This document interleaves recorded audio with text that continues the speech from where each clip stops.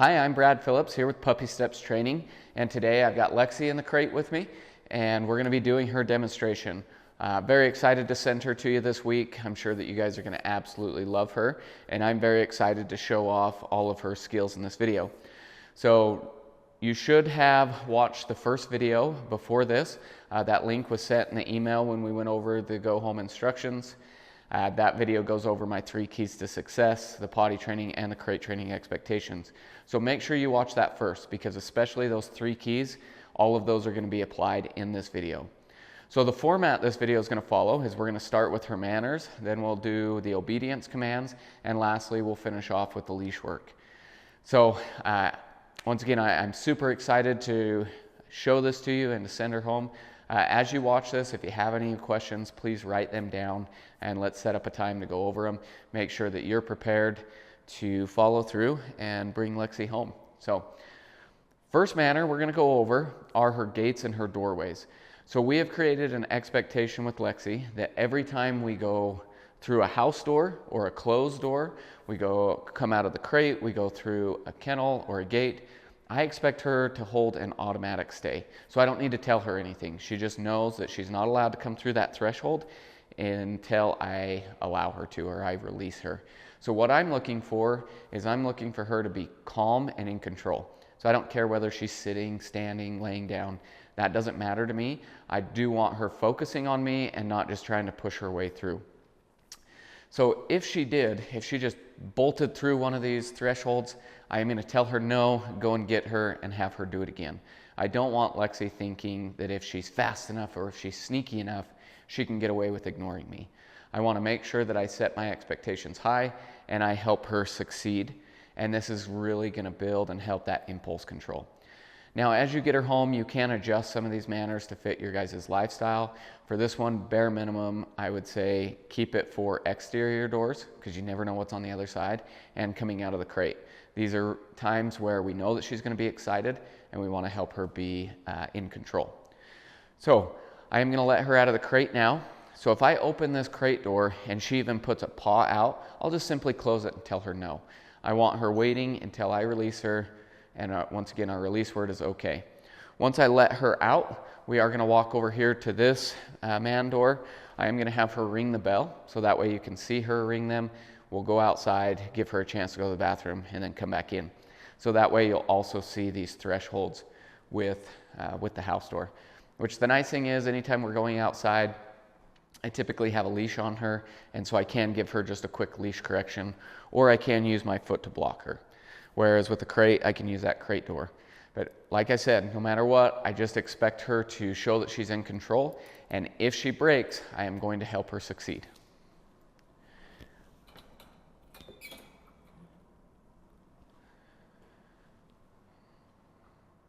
Okay, good girl, good girl. So we're going to put this leash on her.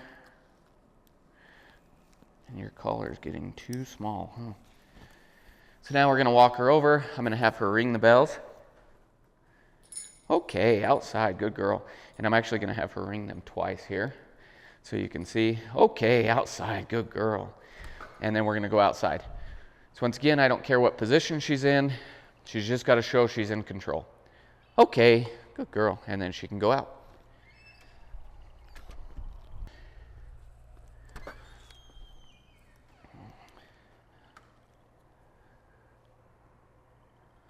Okay, so same expectations. Coming inside, I expect her just to show that she's in control and she's patiently waiting for me to release her. Oh, good girl. So that's our doorways. Now we're going to go over her greeting, which is what she just did here. We call it her greeting or her sit to greet. Just my expectation is if she wants my attention, she needs to sit to get it. So this is helping her be under control. She's being calm and patient. She is patiently waiting. This is a replacement behavior for jumping, so that way she has an outlet to show that she is looking for my attention. Oh, good girl. So the first thing that you guys are going to do with Lexy is a simple engagement exercise, which we also call her greeting exercise. So what you're going to do is you're going to take your leash, hook it on her, get your treat pouch, and we're just going to practice calling her to us, waiting for her to sit, and then rewarding her. So it looks like this. I'll just say, Lexy, take a step back. She sits down. Okay, good girl. So it's a really simple exercise. Lexy, it gets her focusing on me. Okay, good girl. And we're starting to build this relationship. She's showing some respect and some patience, and I'm rewarding calm and polite behavior. Okay, good girl. So very, very simple exercise. But everybody that's going to have regular, like daily contact with Lexy should do this exercise. And I would say do it, 3 or 4 times a day for the next week. So that way we're really reinforcing this behavior of her just approaching and sitting. Lexy, because one of Lexy's bigger manners to overcome was jumping. And so once again, this is also a replacement behavior for jumping. Now I'm to a point where I've started weaning the treats off, and instead I'll just give her a little bit of attention. But like I said, for the next little bit, be really consistent with rewarding this. Do not ignore this behavior. Otherwise, you can get a puppy that reverts back to wanting to jump or paw just to get my attention. So do not ignore her when she comes over and sits down. Now, she doesn't have to sit every time I want to pet her. Like if we're walking around or if I'm sitting on the couch and she comes up, I can go ahead and just pet her. However, the times where she's really excited, so maybe I've just come home, or I've been away for a while, she's coming out of the crate, just any time where you can see that energy level's high, I'll wait until she offers this behavior. So it just helps her calm down and focus on me. Oh, yeah, you good girl. So with strangers, or even people she just doesn't have regular interactions with, I don't care, not that I don't care, I don't want them doing this exercise. This is reserved for you and your family. If you have somebody that sees her fairly regularly, then we can, walk up on the leash and I'll have her sit for me, and then I can invite that person to come over and meet Lexy or pet her. But they don't need to take the leash and do this exercise. And with strangers, like out on the street, you're going to have people, you're on a walk, they're going to say, oh my gosh, your dog's so cute, can I pet her? Which for me, 95% of the time, I say no. The polite way to do that is say, no, she's training, and then I'll do this little exercise where I take her over here, have her sit, and I engage with her while they leave. So I honestly do not want Lexy meeting a whole bunch of people on the street. One, that's going to teach her that every new person is there to see her, and you're going to get a dog that can't focus on walks because she's wanting to meet everybody. She might start pulling, and a lot of times when we meet new people, it's harder to correct our dogs, and so then they get away with jumping, and they just learn that strangers mean that they can get away with everything. So that's why I don't like them meeting new people. The 5% of the time is usually people I know, or it might be small children, because them I'm okay with them petting my dog. Adults, I'm like, no, get out of here. If I am going to let somebody meet her, I will tell them they can pet her, however she needs to stay in control. And so I'll have them stop. I'll say, yes, we'll approach you. This is Lexy. She's very sweet. We'll walk up. We'll stop like 5 feet short. I'll have her sit for me, tell her that she's a good girl, and then I can have them approach. So this way, I'm already in a position that I can quickly correct Lexy and I can control the situation. If she starts jumping or getting out of control, I can just tell her no, and we'll turn around and get some distance. That distance might only be 5 feet, might be 50 feet, but there's always an amount of distance I can get to help her regain control. And then we can try again, or if she's just too excited, we might have to say, no, she's just out of control today, we can't meet her. So sometimes that's hard to do, but I care way more about my relationship with my dog than I do what other people think. Because you will run into people where Lexy gets out of control, maybe they're petting her and she's jumping up and you go to correct her and they'll say, oh no, it's okay, I love dogs. Which it drives me crazy, but you see it all the time. And I don't care that they love dogs, I care more about my dog's manners and how they're being rewarded in those situations, because in that case they are getting rewarded for negative behavior. So anyhow, so with strangers I usually just say no, but I do want her in control. And as she gets older, that's going to become easier for her and she can meet more people. But as she's still a puppy, we are going to limit those interactions. Okay, so as I said, this is a replacement behavior for jumping. So Lexi's not allowed to jump up on me or anyone, as well as on anything. So if she's jumping up on the couch, I'll tell her off. I might clap my hand just to drive that point home. Same thing if she was trying to jump up to check what was on the counter. If she's trying to jump on me, if you notice, if I step back, she'll follow. If I step into her, she'll back up. So if I think she's going to jump on me, I'll always step into her.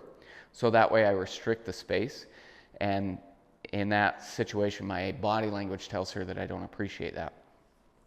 So if she still continued to try and jump, I would bring my knee up. My goal is not to knock her on her back or to extend my leg and kick her. It's just a quick adjustment in my body language to let her know that I don't appreciate that behavior. Now, if I'm down here petting her and she tries to climb up in my lap, I'll just tell her no and I'll slide her away. So it is important that if she's jumping up here that I don't just keep petting her and I don't like slowly push her back, because that's not really a correction. It's just kind of weird petting. So instead I need to tell her no and remove my hands. So anytime I'm petting her and she's jumping or she's mouthing, anything like that, removing my hands is very important, because my hands give all good things. My hands give treats, they give pets. And so if I'm like, oh no, don't do that, she's just like, well, this is weird petting, but I'll take it. So instead, by taking my hands away, that's a very clear shift in my body language that I don't appreciate the behavior. So that's if she's jumping on me. If she was mouthing, like if she wanted to chew on my watch band, or it has been cold, so I put sleeves in her face or drawstrings, or if she's chewing on my shoes, I'll tell her no and I'll grab her muzzle. So I'm not clamping down. I'm not grabbing it and shaking it.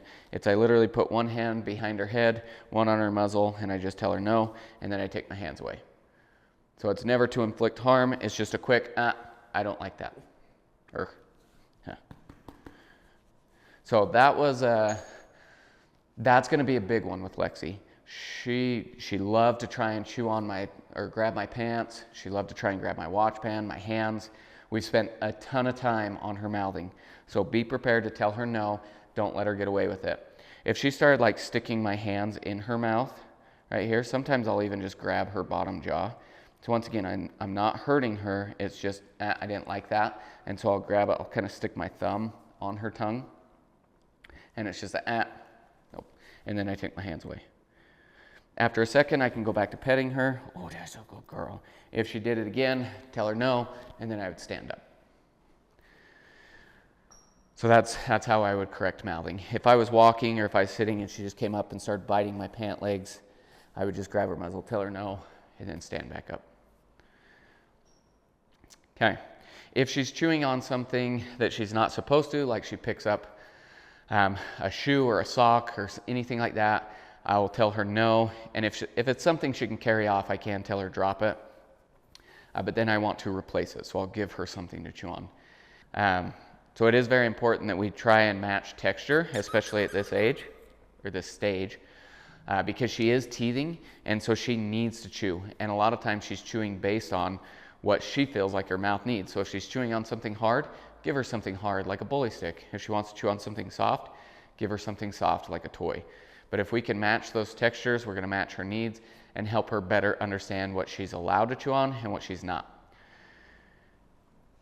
Now with the drop it command, a lot of times I just practice this while we're playing. I like to incorporate myself into Lexy's play. I try and get her really excited with the toy, and then I can ask for that drop it, and it makes things fun, but it also really reinforces this command when you need her to spit something out that's maybe potentially dangerous or something she shouldn't have, or even something gross.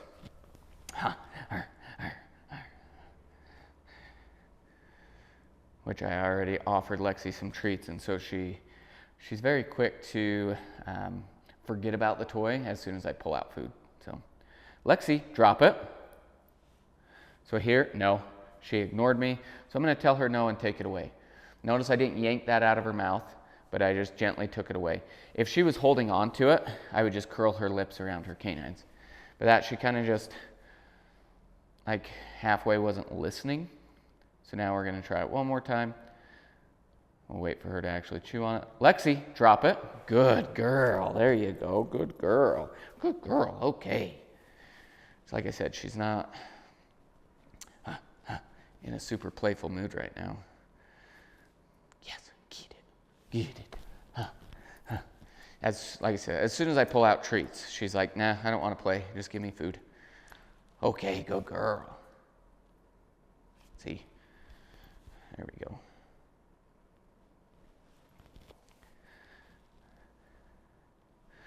See if she'll pick it up at all. But even if she's just chewing on it, I can say, Lexy, drop it. Good girl.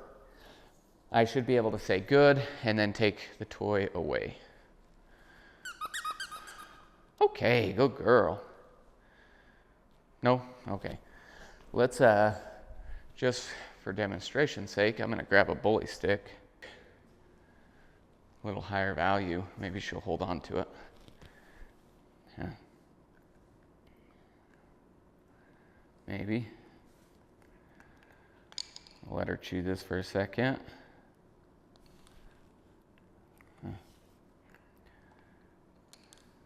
Maybe you'll chew it for a second.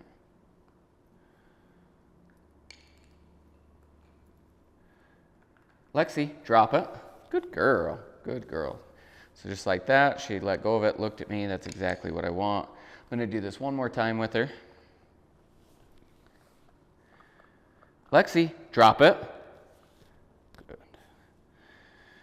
She let go of it, but then she didn't really look up, so I just took it. Didn't necessarily need a correction, but at the same time, she also didn't just kind of look away from it, which is what I would really like. So I'm gonna do it one more time here.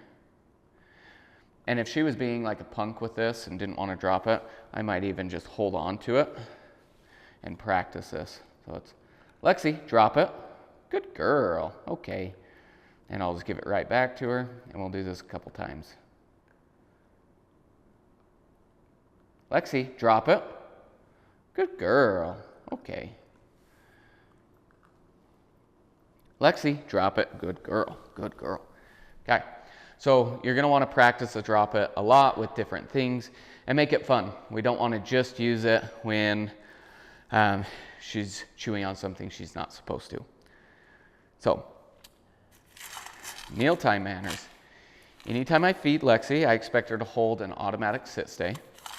So a lot of times I just shake that bowl, she'll sit down, which in this case she's laying down, that's fine.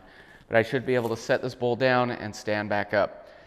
If at any point she breaks, so even if she sits up, I'll reset her.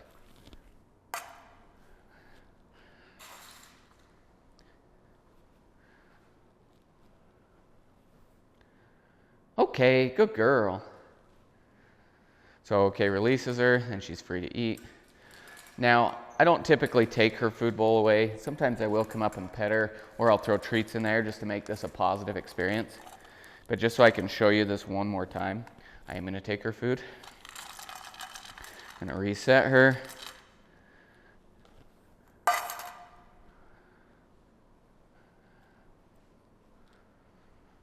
Okay, good girl. Oh, I promise it wasn't a trick.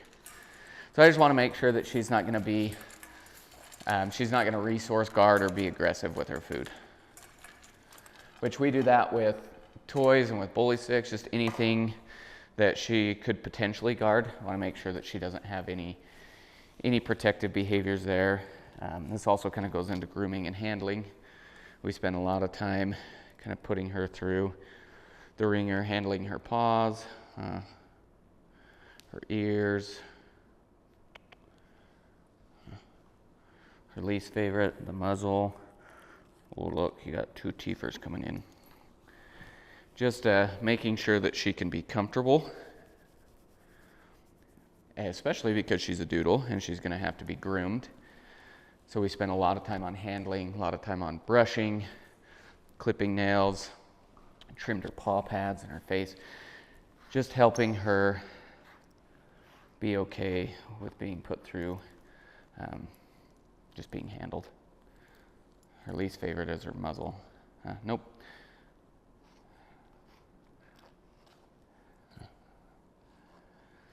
So see how she keeps trying to bite this? No. Just going to tell her no here. Quick correction. Good. And then she settles down. I said, it's the muzzle. The muzzle is her one least favorite. But once again, if she bites it, I'll just tell her no. Part of this is also just making sure that she's going to be comfortable, like if kids hold her or pet her.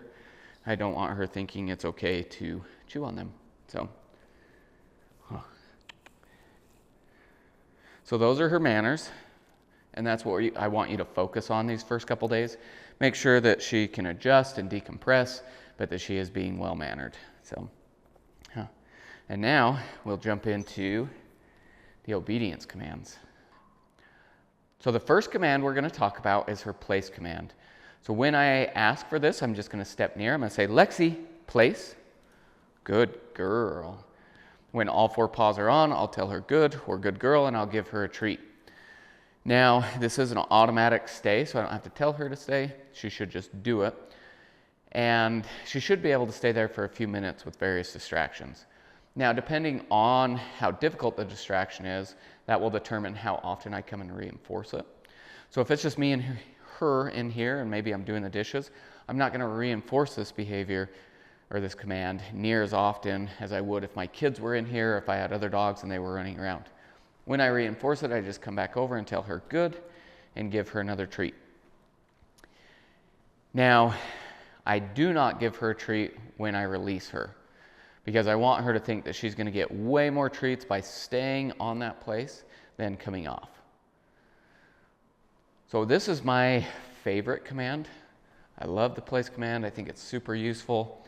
Real life applications can be teaching her that every time somebody comes to the door, you hear that knock or that doorbell, that she goes to her place, and that gives her a job. Maybe you're bringing in groceries and you need her out from underneath your feet. Like, there's just so many applications here. So let's test it.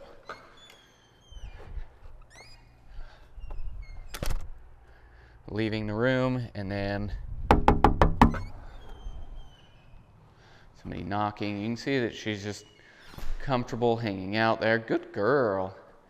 In fact, Lexy sometimes will almost refuse to leave the place because this is her favorite command and she gets lots of treats. When I'm ready for her to come off, I'll say, okay, good girl. And then she's free to come off. Like I said, no treat, but I will pet her, tell her that she's a good girl. Lexy, place. Good. Now my goal with this command is for it to become a universal command to where I can send her onto anything with a defined boundary. So we've practiced with cardboard boxes, with rugs, blankets, towels, things outside like our sprinkler boxes, just anything that has a really defined boundary. And sometimes when I'm introducing something new, I'll lure her on just to make sure that I mark when all 4 paws are there and be prepared to give her a correction when she breaks. I'll do that a couple times, just keep it short so that I can teach her kind of what the boundary is.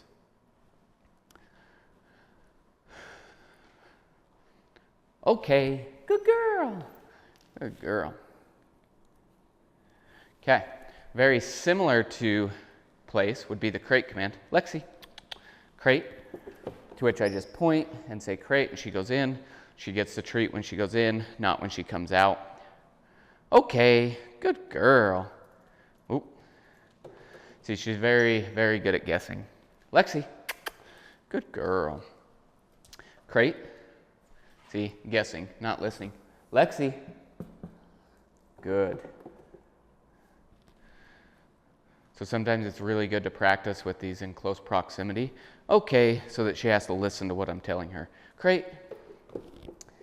Now, if she was really hesitant going into the crate, might just simply tap on the top. Okay. When you introduce your new crate, you might have to take your hand and lure her in. Just don't give her the reward until she turns around. Okay, good girl. Lexy, place. Good. Lexy loves to train though, so this is great. You can play these games, keep it fun, don't get frustrated, just focus on success, and once again, keeping it fun. Okay, good girl, good girl. So now we have sit down and stay. So sit is a little scoop over her nose. Down, I'll take a flat palm off to the side. And then stay is a stop sign. Come here. Good girl. Sit. Stay. So we have both a sit and a down stay, which there she folded into a down. I'm okay with that. A down stay is just a little bit more solid anyway. However, if I put her in a down stay, she's not allowed to come up. And even in this situation where she went down, now it's a down stay, she's not allowed to come up. Okay, good girl. Oh, it's not a trick, I promise. So that was her sit stay, which she went into a down. But now to get her to go down, Lexy, good girl, sit. Good. Down. So off to the side. If I go right here, a lot of times she wants to sniff my hand, stay. And so that's why I go off to the side. Now if she hesitated, I might just get a little bit lower. Now with her sit and down stays, she's passing 30 seconds, which is great. To us, that doesn't seem like a long time. Same thing with the place command. A couple minutes doesn't seem like a long time. But for a puppy, that's huge.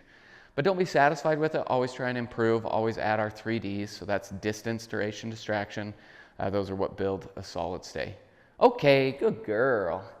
You'll also notice I'm going to tell her sit down and stay all in succession without giving her a treat. She gets the reward at the very end. Lexy, sit, down, stay. So no treat until the very, very end. Throw some treats on the ground. Try and add a little variation and distraction.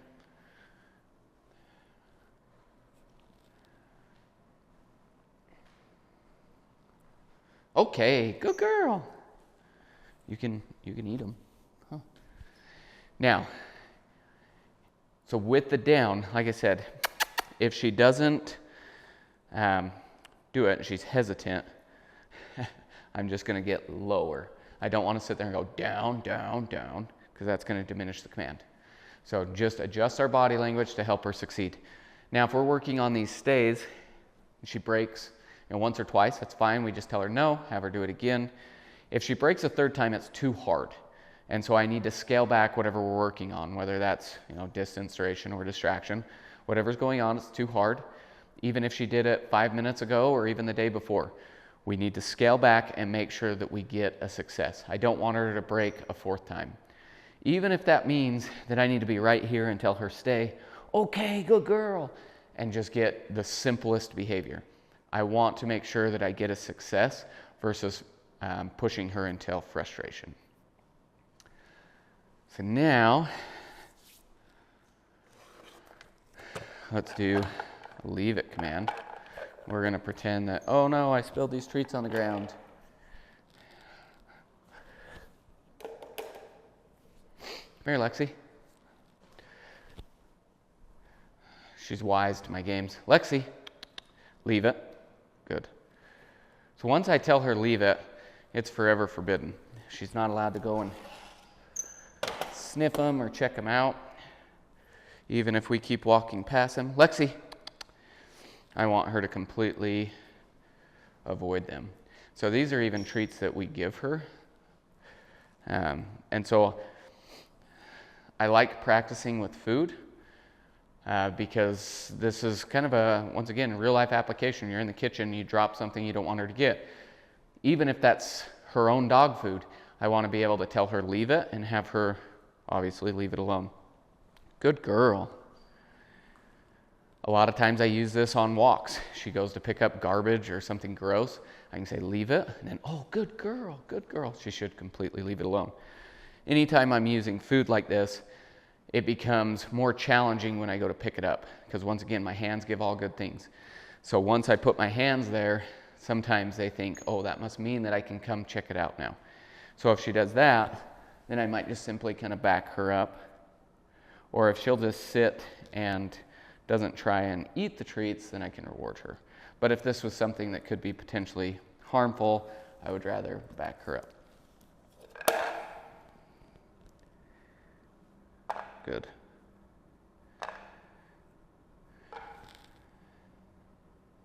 Okay, good girl. Okay. So those are kind of our core obedience commands.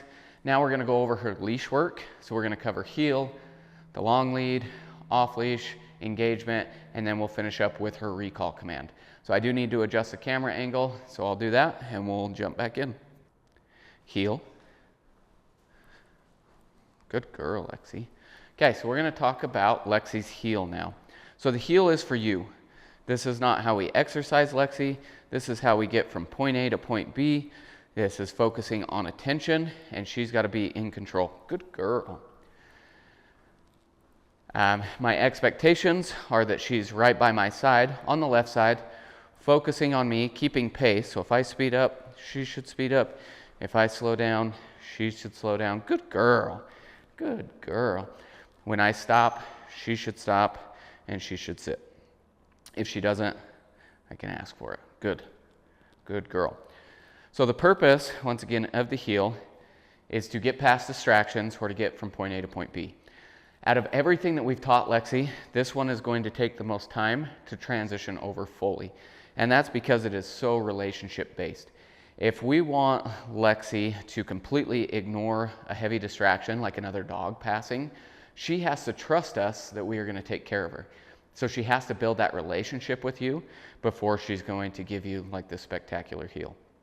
So that's why we're filming this in here, because that's where I want you to start, is like inside with limited distractions.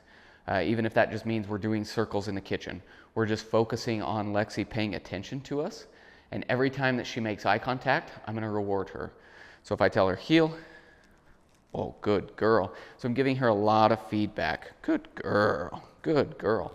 If we're passing a distraction, like another dog or maybe, a jogger or a stroller, I'm going to make sure she's on my left side and the distraction's on my right side, and I'm going to give her a lot of feedback. Good girl. So the first 2 weeks, I would rather not run into distractions. So we keep this inside. Once she's doing well, then we'll go outside to the backyard, do some laps when she's doing well there. Then we'll go to the front yard and we'll go down a house, back a house, down a house, back a house. Focusing on quality over quantity. I don't care how long this walk is. When we do heels, a lot of times it's in short bursts. It's like we're going to heel for 2 minutes and then I'm going to release you, let you have all the space back. And it's like, oh, we're running into another distraction, heel for the next 30 seconds. Now you have your space back. So it's far more about keeping her attention and keeping this positive than it is about, oh, we've got to go heel for the next 5 minutes. So practice, practice, practice. Anytime she looks at you, reward that. If she doesn't stop and sit, give her a little tension back, ask for a sit. But focus on rewarding versus constantly correcting. Now, she's not allowed to pull, and if she does pull, I am going to correct her. But I go through kind of a scale or a level of correction, because I don't need to correct her super harsh. Honestly, Lexy's pretty receptive to a correction. So if we're on a walk, and let's just say she notices a distraction, she's not paying attention to me, but she's not really like pulling to get to it, I'll just say her name or some kissing noises, just something to get her attention. So a lot of times it's like, hey, just something like that. Oh, good girl. And if she can look back at me, I'll reward as she's walking politely. Okay? So it's like, hey, oh, good girl. But if she started to actually pull, if she was pulling to get to something out in front of us, then I'm going to tell her no, and I will pop the leash twice. I'm not yanking her back because I do give her leash pressure. Like if I need to turn into her, I give her leash pressure back. So that's not correcting her. That's giving her information of, hey, you need to follow this way. So if I'm correcting her, I want to pop. It doesn't have to be hard. We're not yanking her around, but I'm popping up, and I'm going to accompany that with no. If she looks back at me, I'll tell her, good girl, take a step or two, and then reward her. If that doesn't work, if she's ignoring me and she continues to pull, I will do it one more time, but I'll get a little bit more firm. So it's like, no, pop, pop, no, pop, pop. All right? So I escalate it just a little bit. If she pays attention to me, I'll tell her, good girl, we'll take a few more steps, and I'll reward that. If she continues to pull, now I'm going to come to a complete stop. We are not progressing towards a distraction if she is pulling. It is insanity to keep walking and going, no, no, no, no, and just popping the leash. So if she's not listening and she didn't listen to those 2 corrections, now we're stopping and I am evaluating. What is your headspace? If I stop and she turns around, sits down, and she's paying attention to me again, I'll tell her, good girl, and we will try and walk again. Now, if she immediately went back to pulling, but I can stop and get her attention, at this point, I want to work on this behavior. I'm going to teach her that instead of focusing on the distraction, she needs to focus on me. So that's where I'll start doing some corrective U-turns. So that's if I was walking this way, she got out ahead of me, I would just quickly turn around with her on the outside, so away from her, and it's kind of a quick kind of pop of the leash while walking away. So that way she learns, oh, if I don't pay attention to him, I don't know when he's going to turn. Or I might do some what I call sporadic walking, where it's just like every which way. She doesn't know which way I'm going to turn, anything like that. So we're walking and it's like, oh, I'm going to turn through you. We're going this direction. Oh, now I'm going this way. And this one I turn into her. So that way she has to pay attention to me and she's staying on the inside. So that's if I feel like she's still semi-focused and I can work on it. If she becomes reactive, so I stop and she continues and she's like, bark, bark, bark, bark, bark, and she's getting after it. Maybe she's wanting to run to the distraction. Maybe she's wanting to run away from the distraction. Whichever it is, if she's getting reactive, it's pointless to try and heal. So instead, I need to do something to help her come out of that reactive state, that red zone, and back into a calm, controlled Lexy. So if she was being reactive, I would immediately get distance. So I would kind of pull her to me, I'd step through her, and I would back her up. Like I said, there's always an amount of distance that we can get to help her calm down. So whether that's 5 feet, whether that's 50 feet, I'm immediately going to get some distance from the distraction. I am then going to stop and put my back towards the distraction. And now I'm going to reward simple victories. So if she's like this, maybe she's still standing, she's still looking at the distraction, and I'm between her. If I can break her eye contact, if I can, hey, oh, good girl, I'll reward that. Oh, you sat down? Good girl. Oh, you're not barking? Good girl. So I'm rewarding very simple victories. And as she starts to focus more on me, then I can open up and we can watch the distraction, and I'll reward her for staying calm. Oh, you're calming down? Maybe we can get a little bit closer. Oh, you became reactive again. I'll step in and I'll do this again. And I'll open up. And I want to be able to observe that distraction without interacting. So we set up times to work on this to help build confidence and build a less reactive dog. We call it the art of doing nothing. We're going to go to a park bench. We're going to sit and watch the world go by. A jogger goes past. Good girl, you stayed calm. You didn't bark. You didn't react. Oh, there's another dog. You're focusing on me. Good girl. Reward those so that you can have a dog that you can take out, and she's not going to be reactive. She's not going to want to meet every other dog or every other person. Which I feel like Lexy's kind of middle of the road. I don't feel like she's super reactive, but she will let me know occasionally, but she's very quick to re-engage with me. So hopefully that made sense. There was a lot of information there going over the heel, what to do if she pulls and what to do if she gets reactive. But typically all that's done on a short leash. And if I want to exercise Lexy, I would rather her be on a long lead. And even on a long lead, if we came across a distraction, I'll call her to me, reel her in, and then I can bunch that leash up and go into a heel or work on the engagement. But the short leash is not for exercise. That's for getting from point A to point B. The long lead, in which, as far as length goes, you can kind of determine what's best for you. If I'm going around neighborhoods or we're going up to campus, my favorite length is 15 feet. If I've got more space, ooh, this one's nice and tangled. If I've got more space to where she can actually run, I would rather use like a 30-foot leash. So just depends on what you have room for. And I don't use retractable leashes. I would much rather use a leash like this, a little more foolproof. And we just go for a walk when I have her on this. It's like she can check things out, she can stop and sniff, she can go side to side, she can go behind me. I get used to just stepping over the leash, but letting her check things out. This is much more beneficial for Lexy than going on just a loose leash, short leash walk. I want her to be stimulated by the environment, but not become reactive or bark. But I want her to sniff. I want her to check out the tree. I want her to run back and forth and exercise. That doesn't mean that she's allowed to pull, just means that she can kind of have some enrichment there. When she hits the end of the leash, this is when I practice her recall command. So if she started to kind of get out there, I would just say, Lexy, come. Good girl, okay. So her recall is, I'll say her name, there's a brief pause, and then come. I always say this different than my normal speaking cadence, and the moment that she starts coming to me, I reward that, or I mark it with good or good girl, and then okay when she gets to me. Lexy, come. Good girl, okay. So I do this a lot on our walk. We're just walking, she's checking things out. She hits the end of the leash, I just call her to come. So a great way to practice it. If she ignores me, I have this leash, I can just tell her no, give her a little pressure, and she'll come back to me. Like I said, she's very receptive to a correction, so we're gonna pretend that I called her and she ignored me. I would just literally say, no. Oh, good girl, okay.